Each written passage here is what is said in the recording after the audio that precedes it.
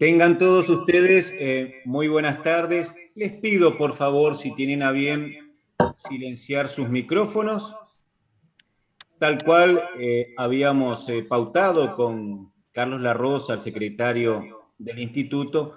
Si alguna de nuestras conexiones en estos nuevos tiempos se caía, cualquiera del resto de los miembros con guión habría de obrar como anfitrión. Y discúlpenme, voy a hacerlo. Dice el guión de esta ceremonia: damos comienzo al presente acto académico, rogamos a los participantes su colaboración, silenciando sus micrófonos para evitar interferencias accidentales. Solo habrán de quedar oportunamente habilitados por el dispositivo los micrófonos del señor presidente, de los académicos sanmartinianos que harán uso de la palabra y del orador. Dice el guión que en el día de la fecha se procederá a completar la última instancia de incorporación formal a la Academia Sanmartiniana como miembro de número de quien les habla, Teniente Coronel Dr. Diego Gonzalo Cejas. Y esta incorporación se efectivizará por medio de una conferencia magistral sobre el tema San Martín y el empleo de la música militar en el Río de la Plata. Encabeza este acto el señor presidente del Instituto Nacional Sanmartiniano, don Eduardo Emanuel García Caffi. Lo acompañan la señora académica sanmartiniana, doctora Olga Fernández Latour de Botas, quien luego hará uso de la palabra para presentar al flamante colega, quien les habla, teniente coronel doctor Diego Gonzalo Cejas. Adelante, por favor, doctora Olga Fernández Latour de Botas, la oímos. Con mucho gusto. Señor presidente, autoridades presentes, miembros de la Academia Sanmartiniana, familias Cejas, señoras, señores, amigos. En días de condición oscura y casi indescifrable por venir, resulta para mí muy grata la misión de asumir la voz de la Academia Sanmartiniana para dar nuestra más cálida y auspiciosa bienvenida a uno de sus más jóvenes y galardonados integrantes, el teniente coronel doctor Diego Gonzalo Cejas.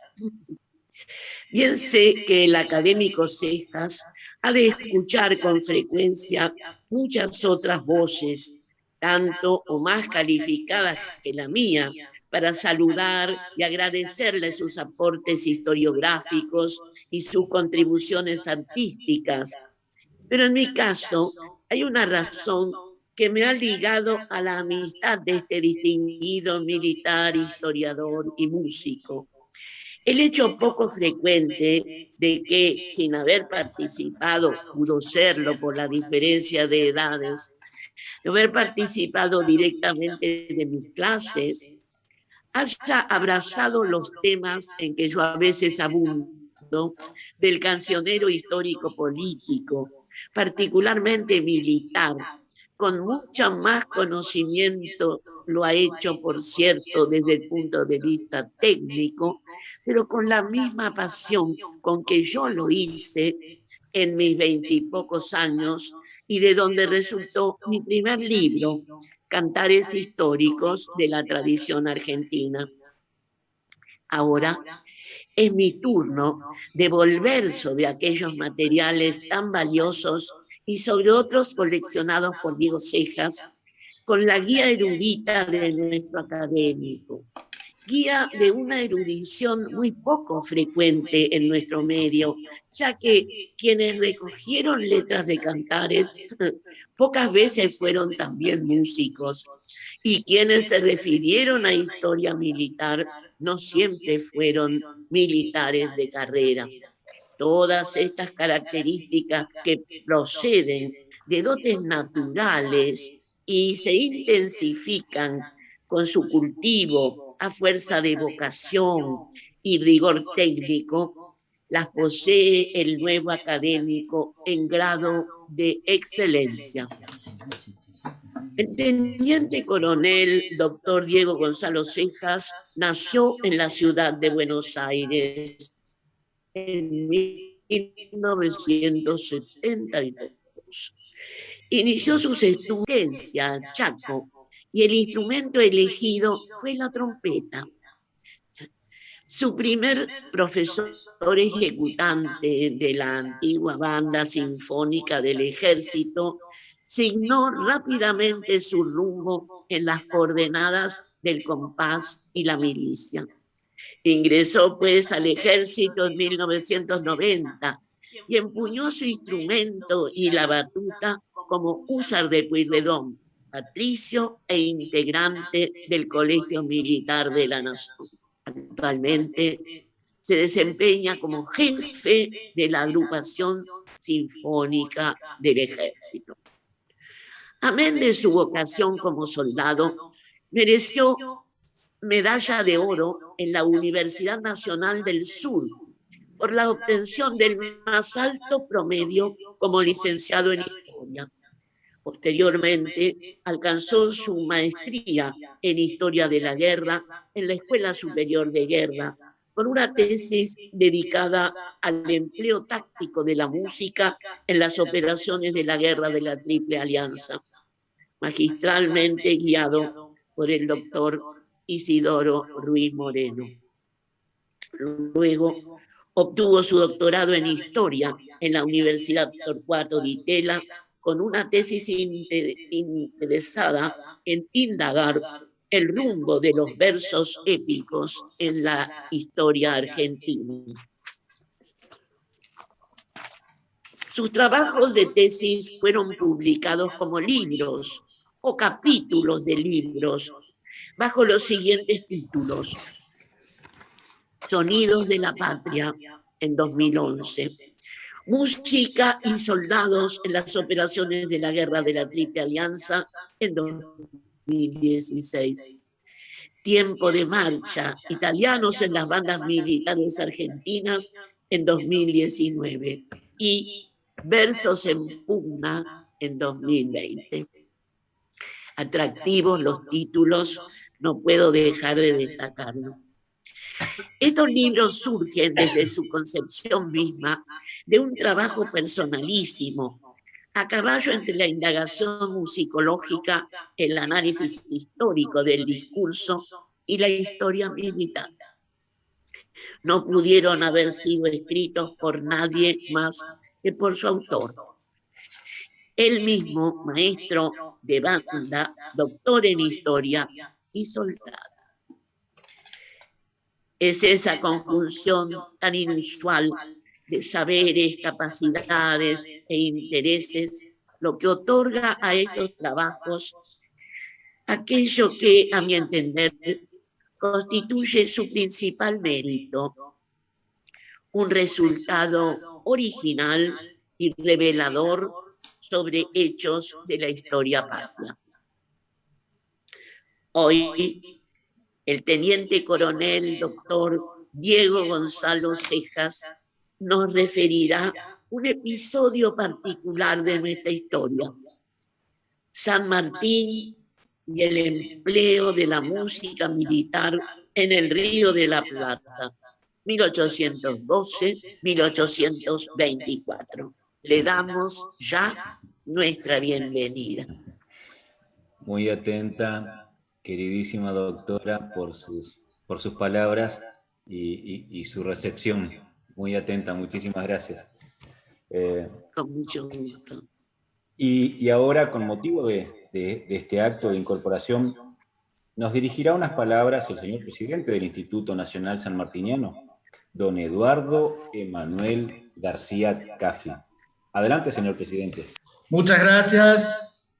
Bienvenidos a todos, especialmente al teniente coronel y doctor Diego Gonzalo Cejas en su doble condición hoy, de académico de número y de maestro de ceremonia. Gracias por asumir esa responsabilidad. Señoras y señores académicos del Instituto Nacional Sanmartiniano, autoridades de distintas instituciones históricas, académicas, institutos de investigaciones históricas, asociaciones culturales sanmartinianas de todo el país, bienvenidos. El mes pasado, a propósito de la incorporación, también como académico de número del general Barney, decíamos que los actos más importantes en la vida de una institución de investigaciones históricas, y tan importante como la nuestra, dedicada a investigar la vida y obra del libertador José Francisco de San Martín, que de los actos más importantes es la incorporación de académicos, porque cada uno aporta distintas miradas, rejuvenece al conjunto y permite que la producción de la academia sea más intensa. Así que hoy, con la instancia pública que felizmente se completa de la conferencia, el teniente coronel y doctor Diego Gonzalo Cejas ocupa entonces, y a partir de este momento, el sillón académico de Ricardo Pichirrilli. Como ustedes recordarán, aquel destacado maestro historiador que llegó a presidir la Academia Nacional de la Historia y colaborador activo de dos instituciones análogas en objetivos y compartiendo valores, el Instituto Nacional Belgraniano y el Instituto Nacional Sanmartiniano. De este último fue académico de número, y todos recordamos su obra, el Diccionario Biográfico Argentino, y una publicación, una bibliografía de consulta permanente como El legado de San Martín, pensamientos, máximas y sentencias. Como hemos dicho aquí, Diego Gonzalo Cejas tiene grado militar de teniente coronel en el Ejército Argentino, en la disciplina histórica, ha alcanzado el grado de magíster y doctor, respetado por sus colegas en función de su dedicación del estudio y la brillantez exhibida en los mismos. Su temperamento siempre amable y cordial, hoy, en esta instancia pública, culmina su procedimiento formal de incorporación a la academia. Pero Cejas, además de ser doctor en historia, comendador de la Orden de Servicios Distinguidos al Mérito Militar del Ejército Argentino, profesor del Colegio Militar de la Nación y de la Escuela Superior de Guerra, es maestro de banda, destacándose como director de la banda militar Tambor de Tacuarí del histórico Regimiento de Infantería 1 Patricios. Y esto ha hecho que su producción artística, como aquí ya ha mencionado la doctora Olga Latour de Botas, por lo cual no voy a insistir en ese tema, y en este carácter ha difundido numerosos videos explicativos sobre las piezas más destacadas de nuestro material musical, de nuestra música marcial y patriótica, lo que ha llevado a que nos resulte extraño el título de su conferencia de hoy, San Martín y el empleo de la música militar en el Río de la Plata, 1812-1820. La música, por motivos tanto familiares como de formación, es una pasión que me resulta muy cercana. De las intervenciones que hemos notado en la Academia de Diego Gonzalo Cejas, el más nuevo y joven miembro de número, hemos podido advertir la forma en que vive la música, su afán por decodificar sus significados, la forma en que nos permite entender el pasado a través de ese vínculo artístico, ese vehículo artístico que enciende emociones, y la vocación por la historia y por la enseñanza. Quiero también agradecer a la doctora Olga Fernández Latour de Botas, quien ha asumido la presentación del doctor Cejas. Y sin duda, por la razón que nuestra querida académica sanmartiniana, erudita en estudios de la historia, de la música, de la patria, poniendo énfasis en manifestaciones de la lírica popular, como coplas, cielitos y toda la riqueza de nuestro folclore, que sin duda nos enriquece permanentemente. Así que, sin más, agradeciéndoles a todos aquí la presencia, la participación, lo invito entonces, Teniente Coronel Doctor Diego Gonzalo Cejas, a escuchar su disertación de incorporación pública de la Academia Sanmartiniana. Muy Muchas atento, gracias. señor presidente, por sus palabras. Agradezco la presencia de los señores académicos, de mi viejo jefe de regimiento, el hoy teniente general Claudio Ernesto Pascualini, de tantos amigos que hoy se hacen presente en esta mi conferencia de incorporación, que referirá al tema San Martín y el empleo de la música militar en el Río de la Plata. Agradezco asimismo el sitial que se me ha confiado, y supiera usted cuántas cosas me ligan con Ricardo Pichirilli. Uno, estuvo vinculado con estas dos casas de estudio, el Instituto Nacional Belgraniano y el Instituto Nacional Sanmartiniano.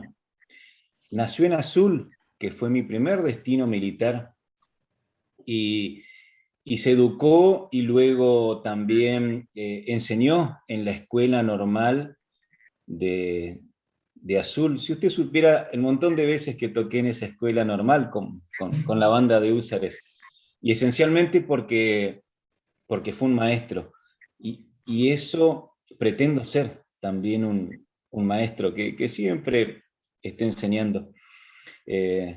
Ojalá pueda emular su figura y su producción. Tenga mi compromiso inmediato de poder corresponder tamaño sitial. Muchísimas gracias, señor presidente.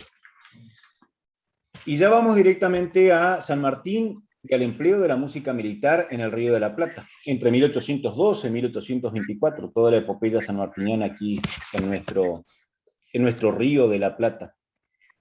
Y este texto dice: la importancia que San Martín otorgó a los toques y a las bandas militares en el proceso de formación y despliegue de su ejército se debió a la influencia de las novedades tácticas y simbólicas francesas.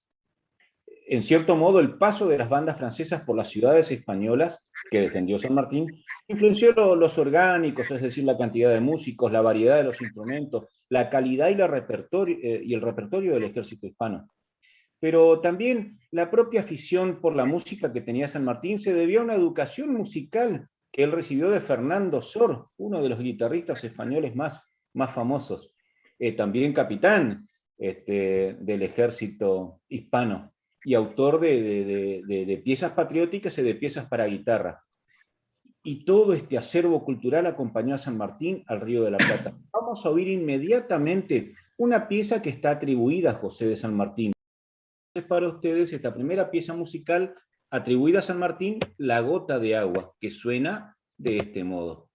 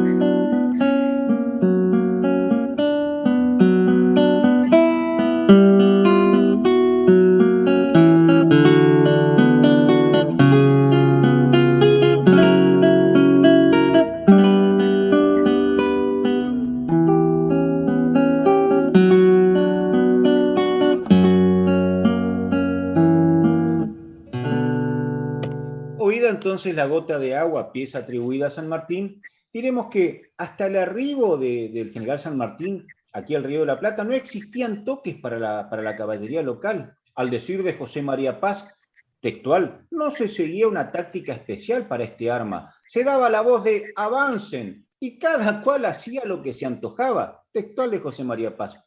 Llegado a Buenos Aires, San Martín adoptó un reglamento para el ejercicio y maniobras de la caballería en la instrucción de sus noveles granaderos.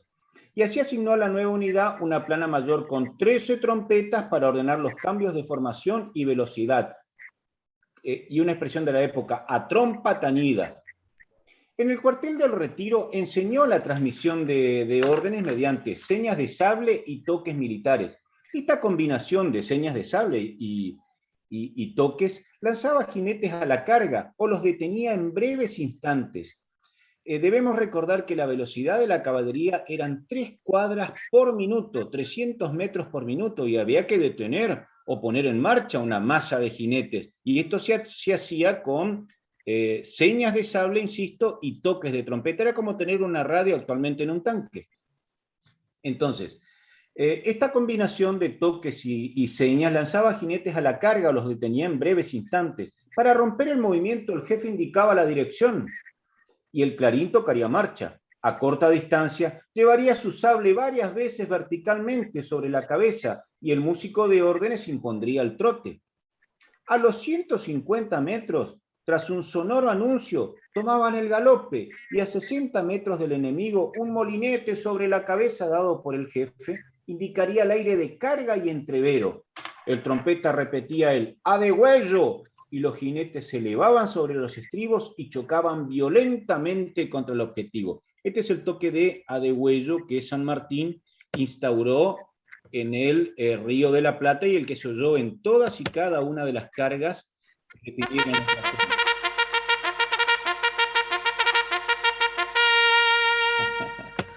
Oído entonces el toque de a degüello que se oyó en Chacabuco, en Maipú, en San Lorenzo, etcétera, etcétera, diremos que esto no fue tan sencillo. La procura de los medios para aplicar esta táctica de señas y toques causó gran preocupación en San Martín. Textual San Martín, es indispensable se tengan los clarines precisos. Sin estos no se uniforman los movimientos, ni se puede obrar mancomunadamente. Entonces, él empezó a gestionar una buena remuneración para su trompeta de órdenes y dijo, siendo este reputado como el tambor mayor en la infantería, le corresponde jerarquía de sargento primero y sueldo de sargento primero. Entonces, fíjense la mala suerte que tuvo San Martín de entrada, que debió separar a su primer trompa de granaderos porque este tenía una embocadura fatal. No acertaba con los toques, no era preciso tal cual él pretendía. Embocadura fatal es lo que textualmente dice San Martín de su primer trompa. Bueno, y su preocupación por dotar de músicos al regimiento continuó. Por ejemplo, con los gastos que tenía el regimiento de granaderos a caballo en diciembre de 1812, también vemos en las anotaciones de San Martín que pagó 4 boquillas para clarines, 6 pesos. Compostura de 4 clarines, 7 pesos. Gratificación para el maestro de trompetas, 16 pesos. Y clarines comprados, otros 16 pesos. Así que rubriquemos este esfuerzo sanmartiniano oyendo el toque de ensillar, propio de la época. Sonaba de este modo.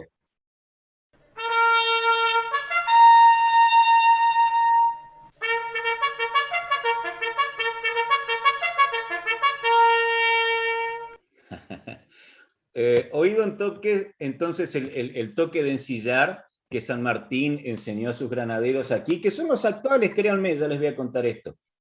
Esto fue novedoso en el Río de la Plata, tanto es así que asombró a Belgrano, que en carta a San Martín le dice, los de usted se han portado conservando su lugar con toda formación y a son de clarín, siendo la admiración de los nuestros. Es decir, el ejército del norte se admira de los soldados, de los granaderos, por esto de operar con toques. Esa es la novedad táctica en el Río de la Plata. Es que la táctica francesa adoptada para el nuevo cuerpo, para los granaderos, consideraba indecoroso para un jefe militar mandar evoluciones a viva voz. Y con ello se excusó Miguel Brayer ante O'Higgins al negarse a conducir una revista general en el Plumerillo. allá por 1815. Justamente en ese año, en octubre del 15, Álvarez Tomás priorizó un pedido del general en jefe de San Martín y escribe: los clarines para los granaderos están encargados, la dificultad será encontrarlos. No obstante, mientras esperaban los instrumentos, San Martín encargó al alcalde de Mendoza que encontrase los ejecutantes. Necesitándose para clarines 12 jóvenes que sean a propósito para este objetivo, espero se tomen las medidas convenientes a la captura de aquellos que, no teniendo ocupación, sean útiles al país en este servicio. Fíjense esta condición de vagos y mal entretenidos para completar el ejército y para completar las bandas militares en particular. ¿Dio alguna vez un individuo de esta índole, como el que les está hablando? En noviembre de 1816, Pueyrredón adquirió los instrumentos, el director supremo Pueyrredón adquirió los instrumentos en Río de Janeiro y se los envió a San Martín en esa famosa carta que dice: basta de pedirme cosas si no me quiere encontrar colgado de un tirante, le dice. Por el correo he despachado en un cajoncito los únicos 2 clarines que he encontrado. Y también confesó en esa misma carta: nos hemos reído mucho de la nueva fábrica de clarines de hojalata. Fíjense, Pueyrredón mandando construir clarines de hojalata para salvar la necesidad que tiene San Martín. Y ustedes imagínense, no es una fundición de bronce, habrían realmente sido cómico el oír esos clarines de hojalata de Pueyrredón. Dice Jerónimo Espejo, en su Paso de los Andes, es muy útil leerlo. Allí refiere que una vez reunidos con sus instrumentos, los músicos hicieron un estudio diario guiados por el trompa mayor de granaderos. Y ojo lo que dice Jerónimo Espejo: con la más severa estrictez se hacía la enseñanza de la corneta, sujeta como es al diapasón musical. Los muchos músicos que están oyendo aquí, como con el diapasón, oyendo el diapasón y repitiendo las notas de la trompeta atento al diapasón. Y esto lo dice alguien que no es músico, lo dice Jerónimo Espejo. Bueno, los 7 toques necesarios para movilizar a la caballería no eran novedosos, estaban incluidos en los toques de guerra de 1769, la colección de Carlos III, y fueron oídos por Jerónimo Espejo en su ancianidad. Él dice textualmente: aún suenan en nuestro oído ciertos toques, como ser el de silencio, algunas dianas, marchas y retretas, que en la actualidad, cuando él escribe en 1876, toques que se usan sin variación en la forma en que se enseñaban en 1816. En 1816, digo bien. Nuestra actual recopilación de toques en el ejército es de 1879, de modo que incluye muchos de estos toques sanmartinianos. Esta es la tradición que atesoran nuestras bandas militares. Y vamos a oír el toque de rancho a continuación. El toque de rancho no es otro que el toque de carneada que tanto alegraba a los soldados del ejército de los Andes, y se oye de este modo.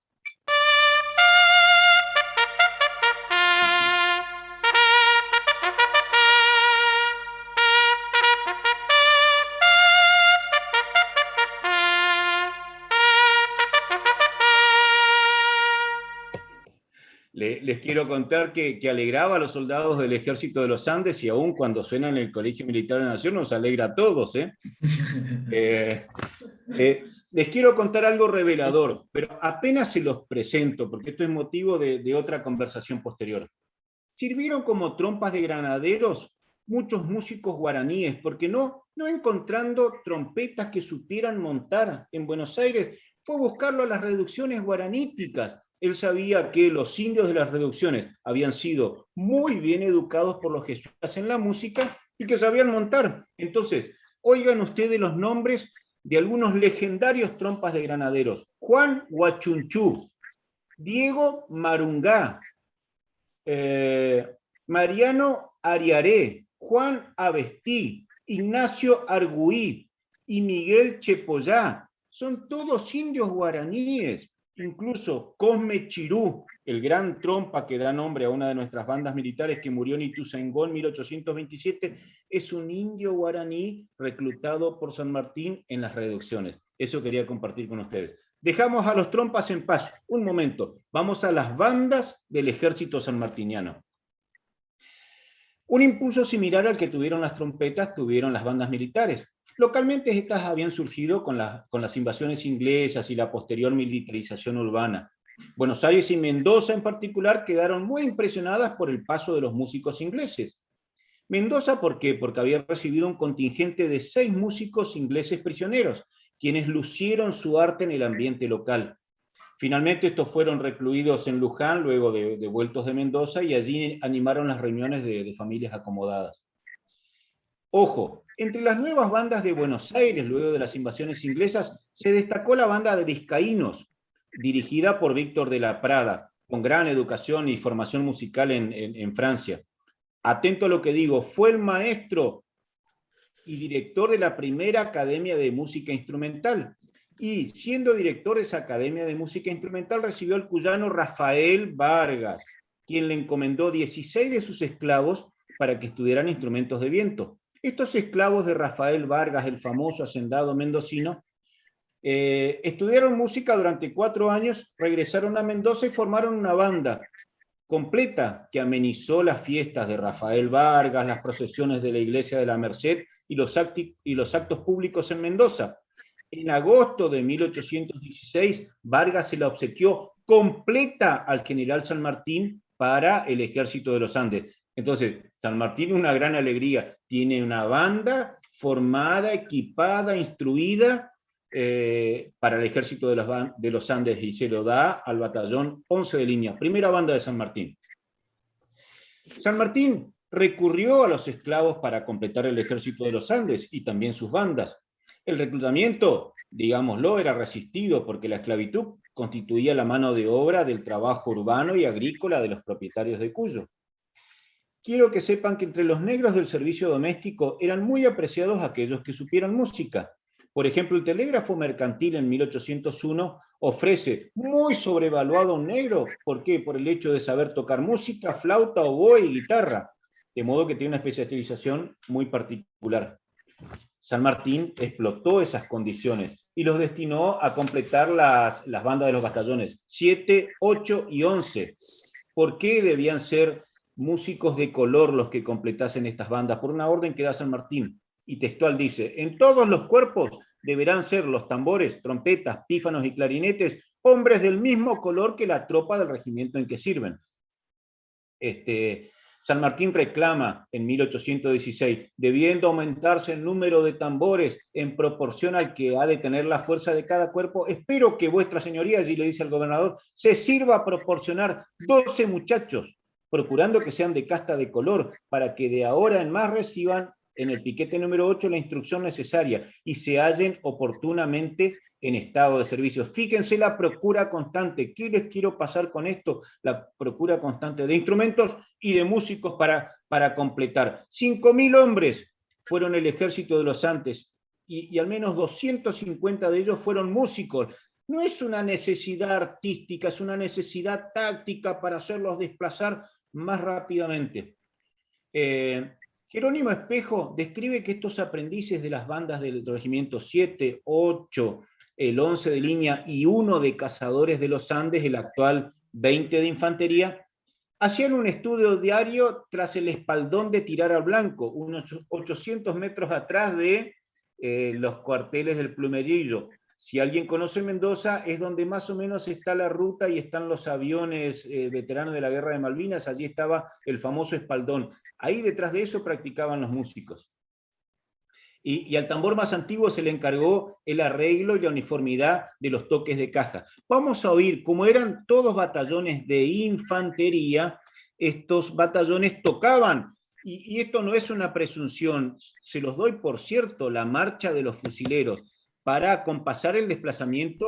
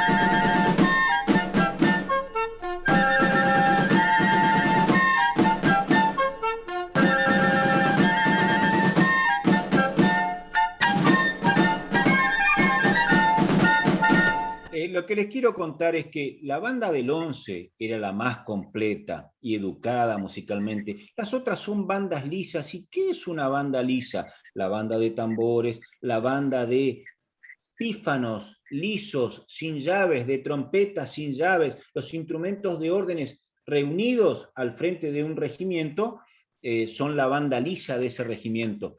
Solo la banda del 11 era una banda de música, las otras eran bandas lisas, y aún así estimularon el coraje necesario para la hazaña. Les quiero contar una anécdota excepcional. Dice, ocurrió en Mendoza durante la formación del Ejército de los Andes. Los escolares cuyanos también recibieron instrucción militar y se la confió al sargento Primero Latorre, tambor mayor del 11 de línea. Él instruyó 200 muchachos de 10 a 13 años, porque así decía un catecismo de la época: para triunfar en esta formidable lucha es preciso que todo sea militar y se dedique a la guerra, y a fin de que vayan los niños adquiriendo el gusto de las armas, al paso que con la edad crezca en ellos el amor a la patria. ¿Qué quiero contarles? Estos escolares de la Escuela Fiscal de Mendoza aprendieron a marchar, a cambiar el paso, manejaron el fusil y realizaron desplazamientos. Y hay un excepcional escrito en el archivo Mitre, a una sola hoja, en la que uno de estos jovencitos recuerda 70 años después su vivencia de escolar. Y dice el texto: el señor Latorre nos mandaba en columna de frente, paso redoblado, contramarcha a la derecha. Ese testimonio es de Tomás José Díaz y se lo dio a Bartolomé Mitre en 1883. Dice José Díaz: el tambor mayor los arengaba y tras ellos se oía la calacuerda, calen bayoneta, a la carga. Dice Díaz: sentía yo extrañas emociones y todos nos creíamos soldados de la patria. Instruido, ese batallón de escolares participó de la parada del 25 de mayo de 1816. Estaba armado con tercerolas y con una bandera bordada, y formó al lado de los batallones veteranos 7, 8 y 11 de línea. Dice Díaz, 70 años después: fuimos los oficiales de mi batallón a cantar el himno nacional argentino en medio de la plaza. Y ese himno estaba tocado por la banda del regimiento 11.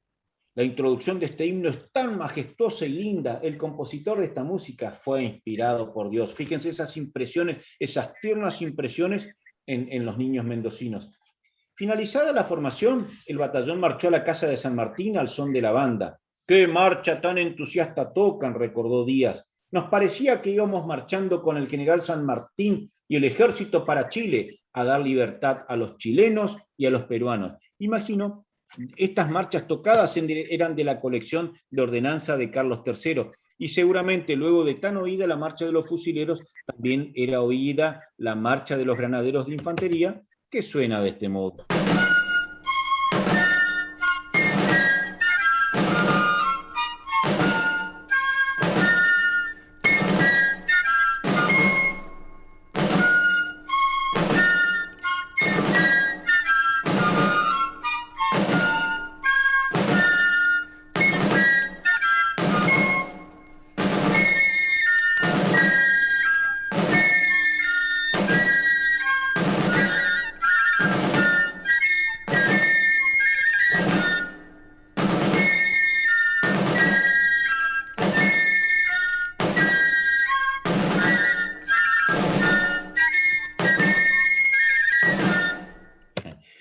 Oímos una banda lisa, esto es una banda lisa, y ahora voy a referir en especial esa banda del 11, que era la más completa.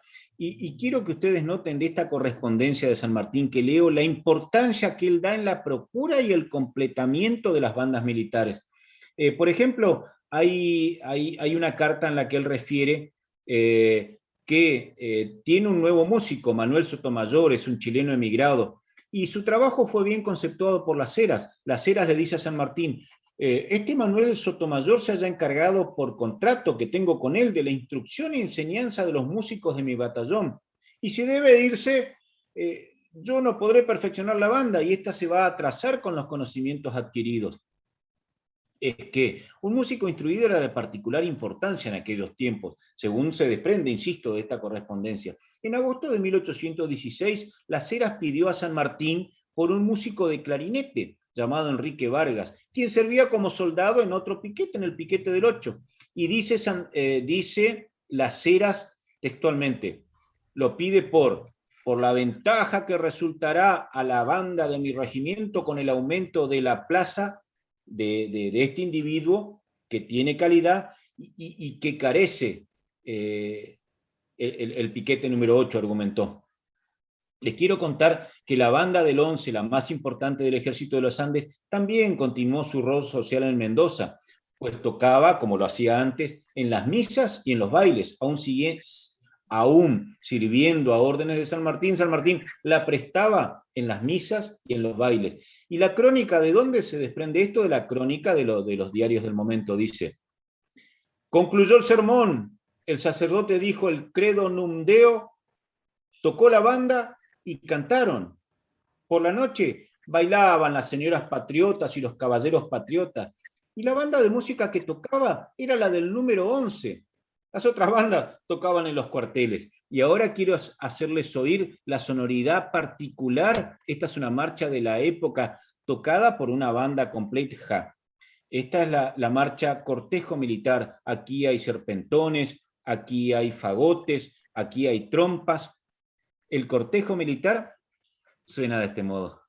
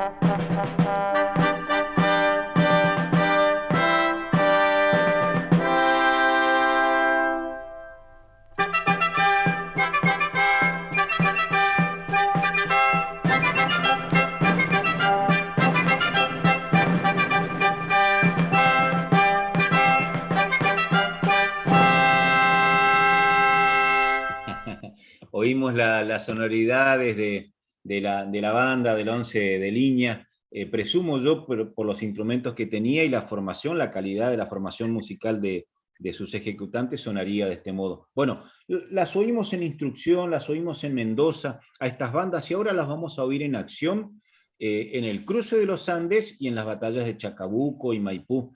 Y quiero que sepan que San Martín empleó, como reza la ordenanza, el estímulo a la moral de la tropa, y él lo hizo. En la cuesta, al traspasar los 5.000 metros de las sendas más elevadas allí por San Juan, en el paso del Espinacito, San Martín repartió aguardiente porque hacía un frío tremendo, les dio una suerte de coraje líquido, pero también les dio un coraje musical para que les recordase sus deberes, e hizo oír el himno nacional a esta altura, a 5.000 metros de altura.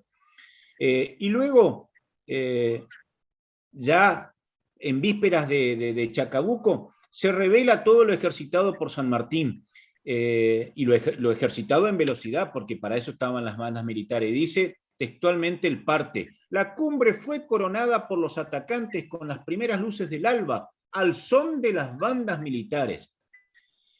Para esa ocasión, O'Higgins reunió los batallones 7 y 8 y cargó a la bayoneta sobre la izquierda realista con el toque estremecedor de la calacuerda, que ya vamos a oír. Fíjese cuántas referencias musicales en Chacabuco. Se lanzó a paso ligero en columna de ataque con 900 infantes. Los tambores sujetaron sus cajas de guerra con la mano izquierda, tomaron ambas baquetas con la derecha y a la carrera impusieron el paso de carga.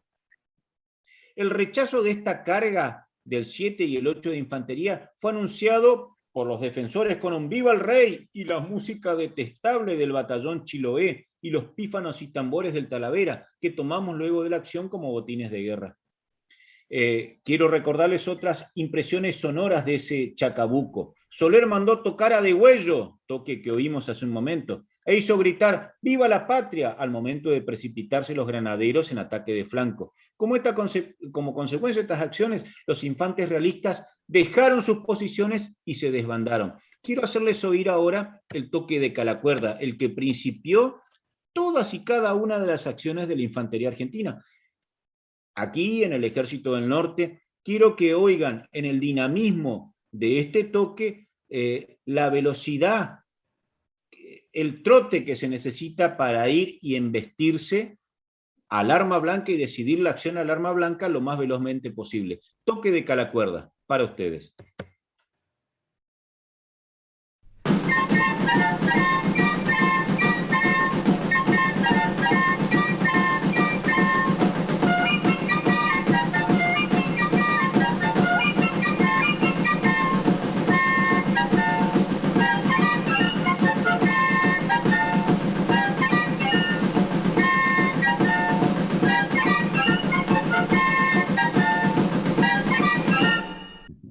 Oída la calacuerda y alcanzada la victoria en Chacabuco, quiero que sepan que San Martín sigue con la persecución de sus elementos musicales en Chile, y en Chile funda una academia de música, de las primeras acciones de San Martín, integrada por 50 ejecutantes elegidos entre los muchachos más dotados de los diferentes cuerpos.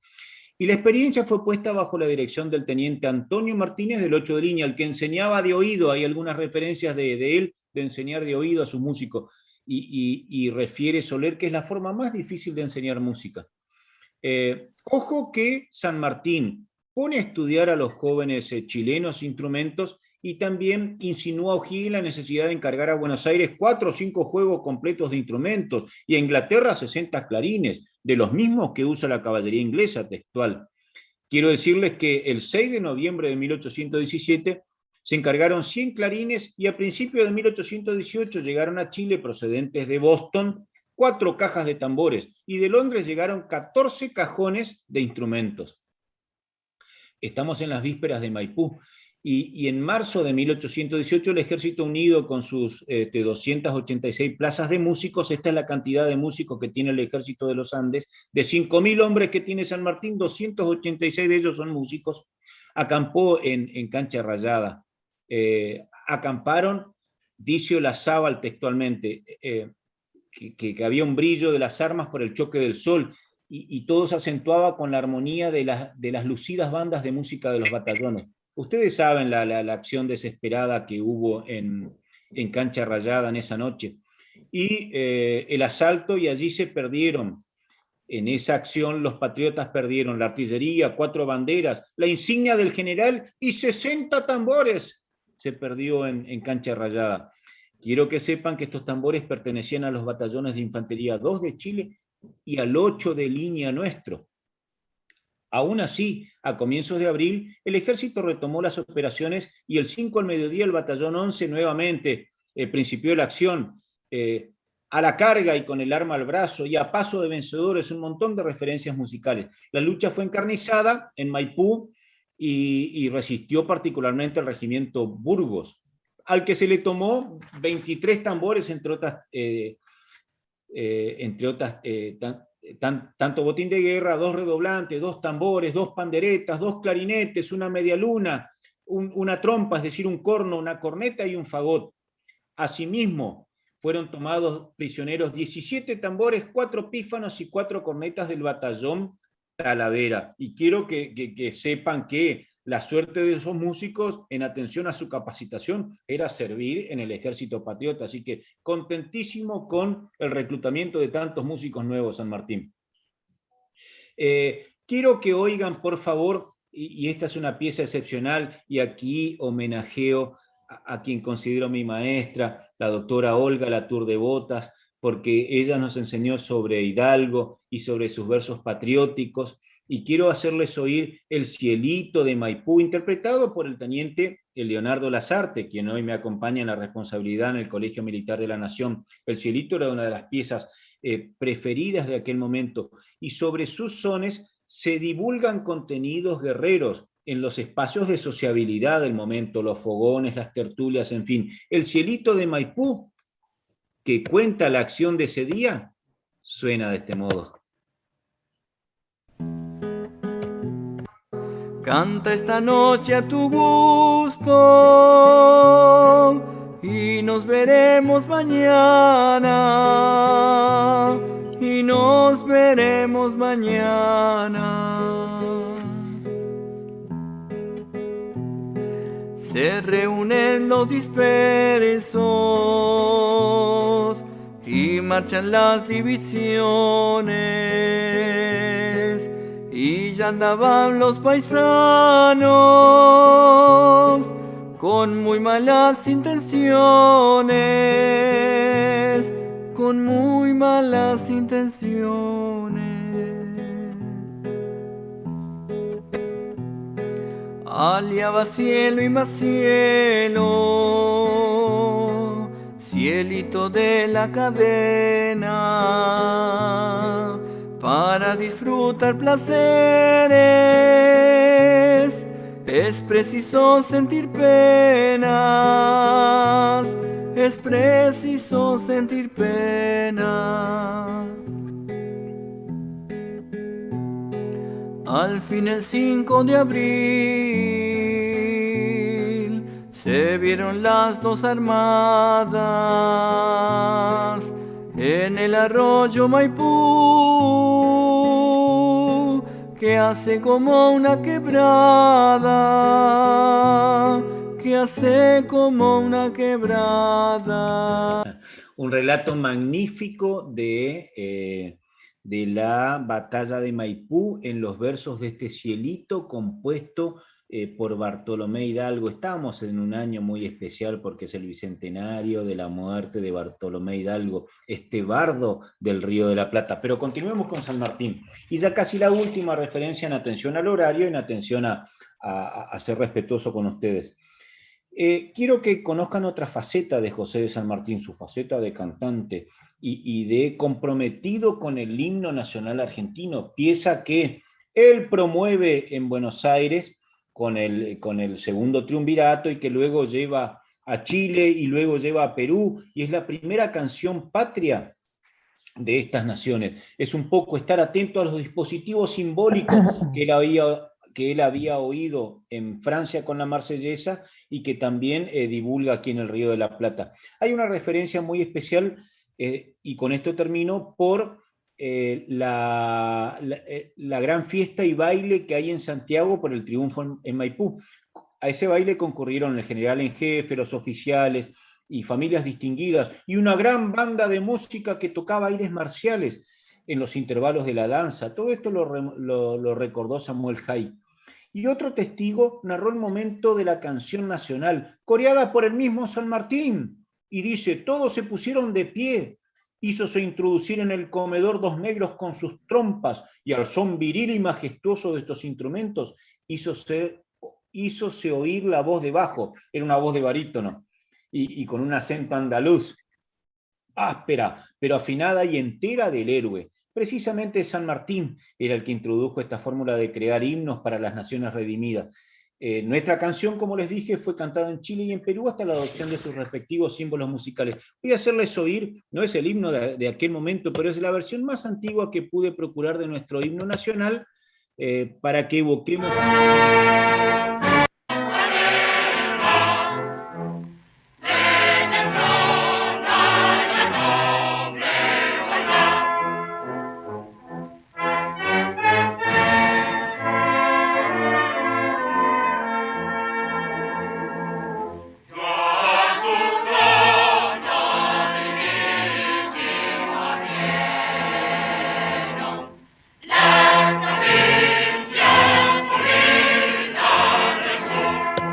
En fin, ya conocen ustedes nuestro himno nacional y termino diciendo que estos son los motivos para evocar hoy a San Martín como un pionero de la música militar local. Él empleó toques y paso acompasado para dar precisión y disciplina a los movimientos centralizados de sus hombres, pero también para animarlos y contribuir al espíritu de cuerpo.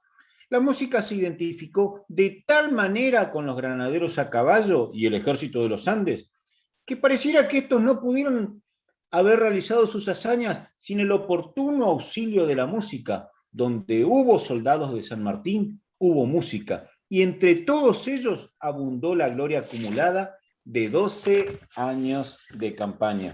Muy bien, como han finalizado